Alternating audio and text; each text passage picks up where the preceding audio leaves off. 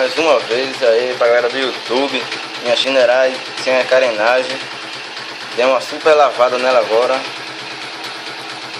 E pra mostrar a vocês aí o barulho do motor, né?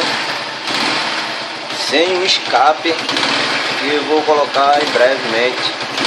Farei outro vídeo pra mostrar a vocês o som, né, do motor sem o outro escape. Estou com o escape original ainda.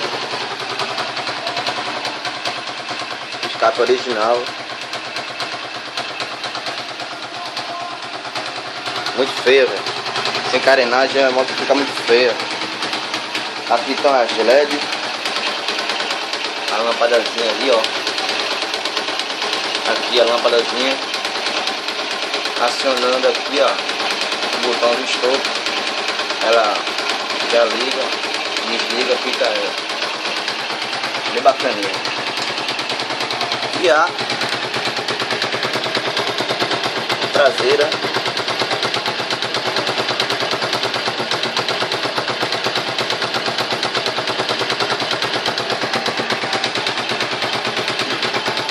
dá um brilhozinho bem fraco no pneu. O do motor também está um pouco fraco. Aqui só coloquei apenas uma LED.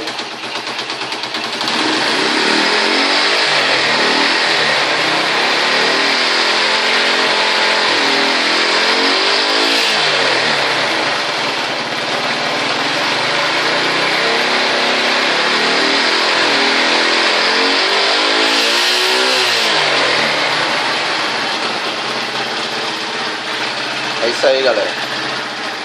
Até o próximo vídeo. Posta aí no YouTube.